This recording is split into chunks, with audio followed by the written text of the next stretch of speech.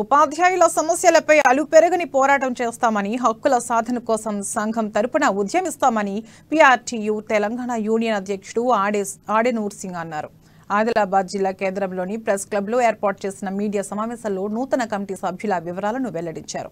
ఎన్నికల పరిశీలకులు కట్ట లక్ష్మణాచారి ఆధ్వర్యంలో నూతన కార్యవర్గాన్ని ఎన్నుకున్నట్లు వివరించారు. సంఘం జిల్లా ప్రధాన కార్యదర్శిగా జాదవ్ నికేష్, ఉపాధ్యక్షులుగా ఆర్ గణేష్, ఆర్ బాపురావుతో పాటు కార్యవర్గ సభ్యులను ఎన్నుకున్నట్లు తెలిపారు. ఉపాధ్యాయుల సమస్యలపై ప్రత్యేక దృష్టి సారించి వాటి పరిష్కారానికి సాయశక్తులా కృషి చేస్తామన్నారు.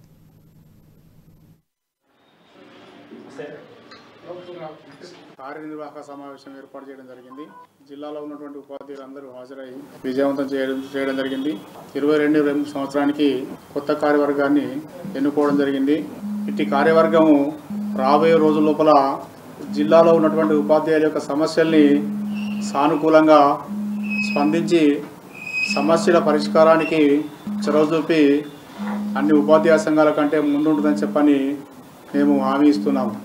ఉపాధ్యాయ సమస్యలలో ముఖ్యంగా జిఓఎంఎస్ నంబర్ 317 ద్వారా మరి చాలామంది ఉపాధ్యాయులు బదిలీ కావడం జరిగింది. మరి అందులో భాగంగా మరి స్పౌస్